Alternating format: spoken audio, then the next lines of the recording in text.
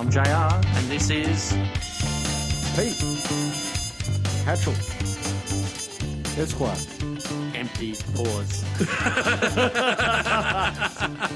And you're in the 13th bar. What is the 13th bar? It comes after the 12th bar. And that's the one just down the road. Well, there would be some place. You'd think there'd have to be a place called the 12th bar, right? You know, We're going to have to Google that one. Probably in a big city, like something like a New York or something like that, or even LA. There's bound to be a place called the 12th bar. Probably Chicago, to be honest. Probably would be because they Chicago. have all those music-themed blues bars and Would stuff. have to be Chicago. So they'd probably have the 12th bar, or we're the 13th bar. We're the 13th bar, like the 19th hole. Like the 5th quarter. Oh, I love the 5th quarter. Yeah, I know, but I don't think other overseas people will get it because... Is there a 10th inning? Is there 4 quarters? There's not really 4 quarters in NFL, or it's just 2 halves. No, it's 4 quarters in the NFL. I'm sure it is. I know that I should know because I watch NFL, but right now I cannot for my life think because I'm watching basketball. Soccer's 2 halves. Soccer, yeah. I was watching basketball the other night. My mind's just set on NBA. Yeah. But is there a 10th inning? Starts. There's lots of innings. Oh, there is too, because it's a 9-inning game unless it's drawn, correct. And then it That's keeps right. on Baseball going. just keeps going, man. So just keeps going. It's more like you said, like golf, the 19th hole. 19th hole, It's definitely more that one. No, I forgot. Baseball just keeps on going on. Yeah. I'm sure that no wonder tickets are cheap and no one goes. Exactly. That is that's so sad. Well, anyway, like cricket, we used to say the 5th innings because each one has 2 innings apiece in a test match. So that's 4 innings. So the 5th innings takes place afterwards. We used to say, the 5th innings, and we'd head to the club room and get hammered. Yeah. But this isn't about sport. It's not about sport. Not all about sport. Sometimes we talk about music-related stuff.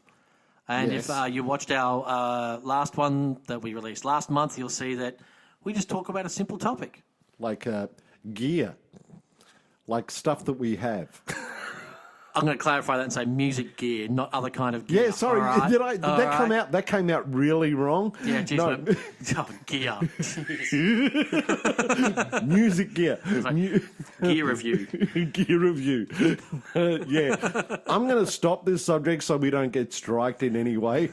Struck. I love the way striked. We are going to be grammar striked for your use of the word striked. Whatever. Instead of struck. It's struck, right?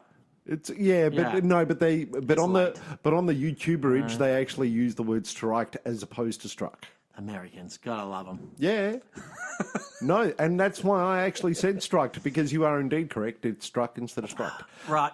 But this topic, I'm going to leave you. Well, that's what just is it.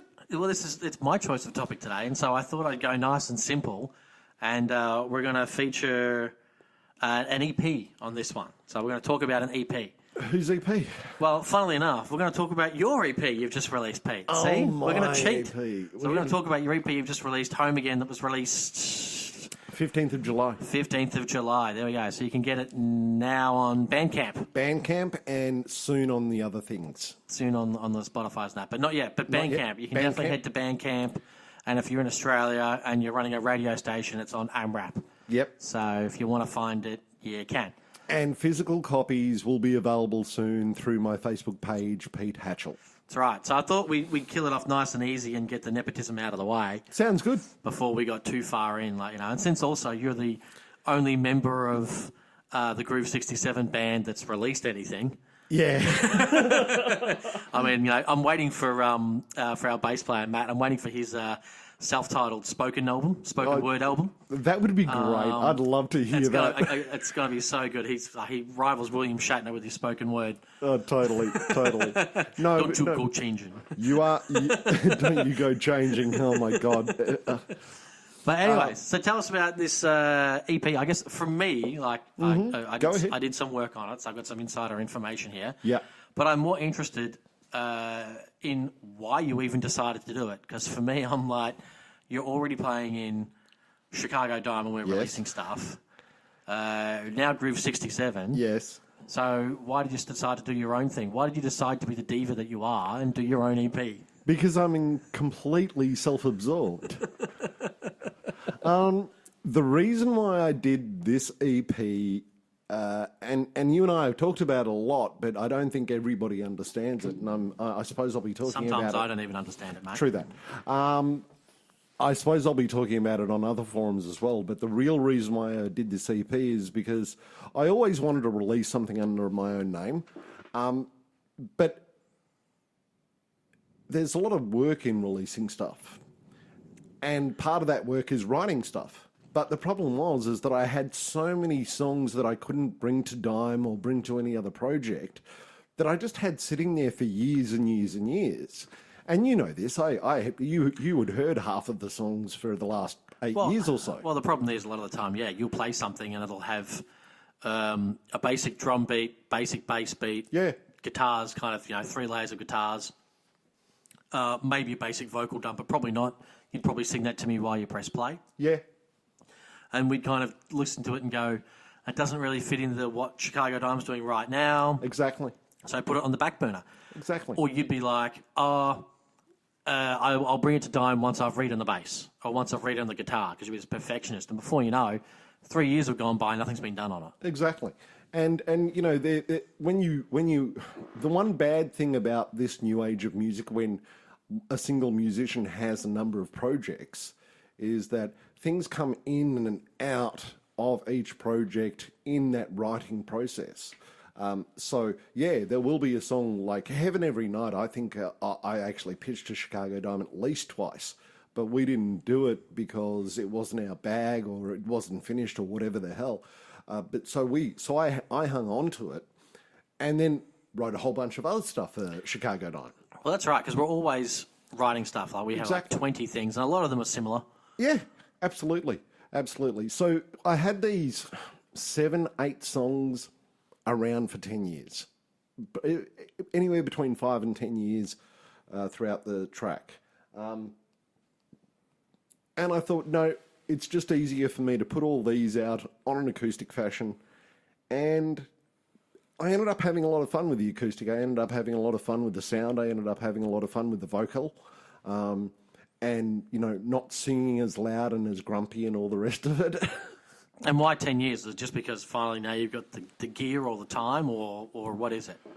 After doing 2 projects with Chicago Dime, after doing a couple of gigs with other musicians, and after doing a couple of projects with some university people or some music-orientated tertiary people, I suppose I got the confidence to be able to do all of that, pretty much myself, at least the large majority of it. Also, I think I was able to do the vocal now. Yeah. Properly. Yeah. I think if I did this 2 years ago, I don't think the vocal would have come off as well as it did. Well, I guess that's just it too, because I know when I first met you, you were recording stuff like onto that old Mac, but it was always instrumental stuff. Always. And it was, stuff with like drum loops behind it. The only way you could get stuff done. Exactly. So no, I did a good amount of vocals on this. The hardest part was second guitars, but I think they came out really, really well because all the songs were single guitars. It's not that the second guitar is doubled; it's actually a different part. Well, when you said you had finished 2, so 10 years, but were they in their finished form they are now for those 10 years, or was it literally you pretty much had a basic idea of rhythms and forms, maybe a chorus, and that was it? Or was it literally you just polishing a whole bunch of stuff? Right. Home Again was pretty much finished. The actual track Home Again was finished. Favourite Dream, I thought was finished. Lay Me Down, I thought was finished. Heaven Every Night wasn't finished. And Pete's Blues is something I wrote just for the release. Because it's a 5-song EP, that's right. Yeah. 5. But no, to put Jamie's foot in it now. So I brought over 7 tracks, or 8 tracks, 7 tracks, I think. And I think we had 8 tracks. We got rid of 2. Yeah, we got rid of 2, so I had 7 tracks, and I think there was one also floating. You're right. around. It was 8, and you were like, "This other one's not really that finished. I don't know whether to put it in there or not." Yeah. But we pretty much. But you were sold on this 7-song EP. Yeah, and we ended up going, Just overkill. and we ended up going. Over the course of maybe 2 or 3 weeks, we culled 2 of the songs. We said, no, they can't work. They're not going to work on the EP. One of them not needed as more work. polished. The other one sounded exactly the same as another track. Yeah. So you know, and then we came to Lay Me Down and Favorite Dream, and Jamie put his producer hat on and went, no, we want to do this and we want to do that and we want to move this here. And I thought he was mad. I actually remember swearing As he at always him. does. Yeah. I know. But remember- that's why you brought them to me, mate, because you're like, I'm too close to them. I need someone who's removed from it to have an unobjective opinion. That was and out of Favorite everyone Dream. you know, I am brutally honest when Brutally it comes to a musical opinion. Favorite Dream I was way too close to. I didn't have any idea of what to do. And it's the only song on the EP that has a key change. And I was praying to every god there is that Jamie wouldn't change the key change. And thankfully he didn't. The key change was great, mate. Just not where the bridge was. So we put it at the end. Yeah, the key change was good. It was just not in the right spot. Yeah. So no, it was a project that I don't think I could have done before now. If every song was done, I don't think it could have done it before now because the vocal wasn't ready. My vocal ability wasn't ready to execute what was required on the track. I mean, I came in for the vocal part, and I think some of them, that vocal came really easy, and then 2 we did it over 2 nights. Yeah. And that first night's vocal got redone on a 3rd night. Exactly. And I think even Home Again? It was Home Again. Home Again had a whole nother... Home Again was the hardest one vocally. Like, it was one of the very first ones we did, and it went through like about 6 or 7 iterations, you know? And Favorite Dream was the other one. Yeah. The other ones came through pretty simple. The other ones came through really well. And look, Heaven Every Night was just a normal, pretty standard blues in E flat, but it's just it's a happy blues song, so I like that. You know, it's a happy blues song. Then we go to Home Again, which is the title track, and there's a story behind Home Again and why it's called Home Again. Then there's the ballad. Well, then what's the story? Oh, okay, we're going to do that now. Well, as long as it doesn't take you 20 minutes to explain the story. No, Home Again. I'm expecting it to be like a long time ago in a galaxy far, far away. Gifted this one, yes. I don't, man. Look at copyright strict. Striked. Striked. Sorry. No, Home Again, I've said it in the press release. Home Again isn't about a place. It's about coming back to what you always wanted to do.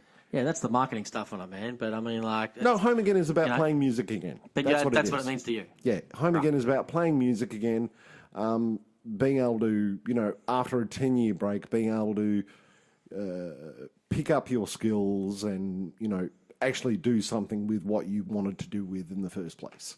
Yeah, so that's what it's about. Nice and simple stuff. All right. Very simple stuff. Then the Lay Me Down is the I Lost a Girl ballad. Every songwriter's got one. Yes. Some of them have many. Some of them have many. I'll try and keep mine to a minimum, as I don't have that many ex-girlfriends, thankfully. But you can write about your car next. No, That that's you lost. crap. No, you can write about the car that you lost. It's still there. Don't jinx me, man. Not that car. One of the other cars. That first one. The blue Holden Commodore. Yeah, that first one that literally, like, the seats were woeful in that, man. Absolutely. We love woeful. that car. I hated that car. I was not surprised when that car died. No, it actually, can I tell you, it literally did die on Glenara Road. It, the engine just failed. And you could just tell. I was surprised, though, because, and I mean, let's say that when it comes to that car, Pete did not know anything about TLC for that car. Nothing. It was treated so rough. Very rough. Oh, it was so rough. So rough. Which actually is a really good segue into Pete's Blues. I was doing the tracks for the EP, And I'm going, I really should put an instrumental. And I went through a lot of my older instrumentals. And I went, nah, they're all crap. Nah, they're crap. They're crap. So I started fiddling around on guitar, and I found a blues riff that I liked. And essentially the main lead guitar of that song is 2 bits. The first half being the first half of the song all the way up to the slow section solo part, and then the second half being from the fast section of the solo part to the end of the song. That first half of the song was the first take. Right. And the second half of the song was the second take. So that one was finished nice and simple. Oh, that was so easy. So what you're saying is to all the guitarists out there doing instrumental albums, don't worry so much because you could do it in a week.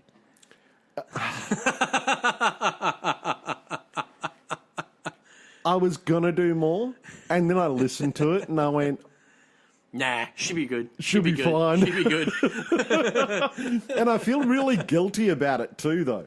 And then Favorite Dream is a song that I actually did release on SoundCloud earlier, and it is different on the EP. And I just think it's just a really good song. It's just a nice, good, I love you, babe song. Yeah. I actually, you did, because I've, on my computer, I still have Favorite Dream and Home Again on that original EP thing that you were going to launch 2 years ago, back in 2017. Exactly. I still have those ones here. And yes, Favorite Dream is different. Yeah. Home Again is literally the same. It's exactly the same. It's exactly the same. I found the old ones. They're exactly the same. Heaven Every Night ended up being different, though. Heaven Every Night ended up being different because the last bit, we had it's sort of like a call and response bit too. Correct, with the guitar, yeah. And I actually really like that. I'm hoping I get to play it live soon. So but I need another guitarist. Is that what's next? What's next? What's next? Right the now, live guitar, or are you going to look at doing another EP thing or some live gigs? I don't know, because you don't do a lot of live gigs as your own. In fact, you do none. None. Because I'm so busy with Chicago Diamond Groove 67, and we are going to be busy up until probably, really busy with those 2 bands up until September. So I'm kind of hoping that September-ish, we're going to do an EP launch. We'll go find some guys or girls and do an EP launch somewhere, and then hopefully do some gigs after that. And in answer to the second part of that question, yes, there will be a follow-up to this EP, hopefully early to middle next year. Right now, we're actually going to listen to one of those tracks. Here is Pete Hachel, Favorite Dream.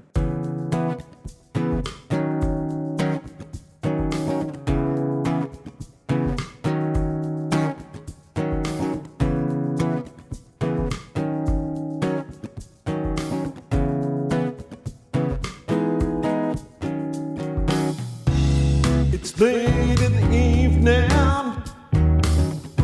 and here I am again,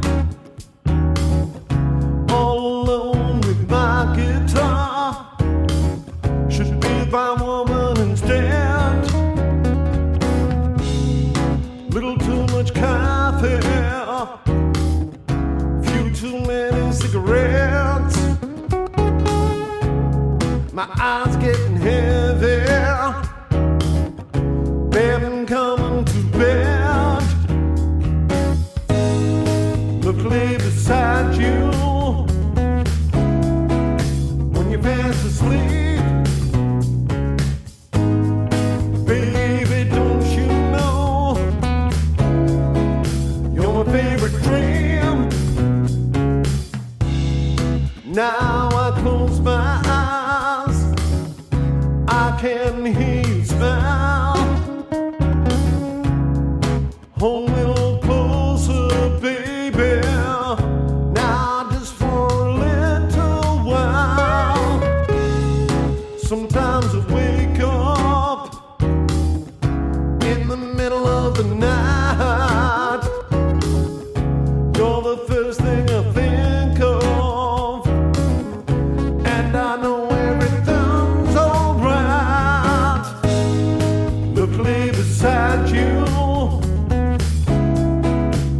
fast asleep. Baby, don't you know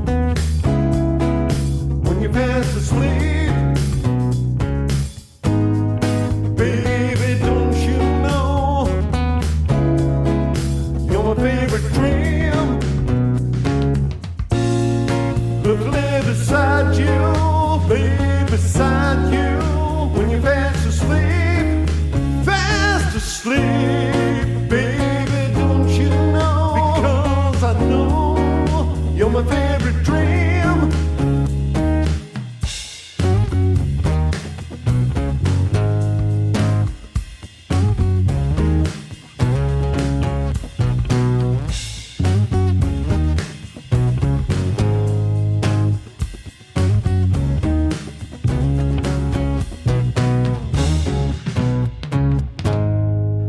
That was Pete Hachel's favourite dream.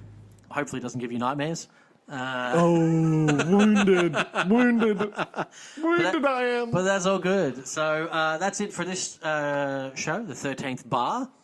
So please go to your 13th bar if you have one around the corner from you, and if you don't, just start one on the front Nature Street. The cops won't mind. You know, lemonade stand, 13th bar, same thing. I think because lemonade has vodka in it, right? No. Oh man. When was the youngest you actually had vodka? So that's the show for today, guys. I'm going to tell you that. Number one, because I can't remember. Apparently, I would drink anything that was on the table, and my dad, and I would like... Things haven't changed. Pretty much. And I strolled up to the table, and my mum at the time said, Peter, because that's my dad's name too, watch out, he's going to drink the whiskey. And I drank the whiskey, and I cried for like half an hour, and my mother was like freaking out. So you're Junior. Do I get to call you Junior now? Yeah. Oh, jeez, all these years they don't call him Junior. I can't do that because that's JR and I'm JR. Exactly. Go to hell. Exactly. Stop stealing my name. And my dad said to my mum at the time, don't worry, he'll be fine in 10 minutes. Sure enough, I slept for the next 8 hours. You've already heard Favourite Dream. Please go listen to the rest of Pete's EP and then think about him drinking as a 3-year-old. You know why it sounds the way it does. Thanks, JR. So please like, comment, subscribe. Please leave comments on all the topics you want us to cover. And we'll see you guys around next month. Cheerio. Cheerio.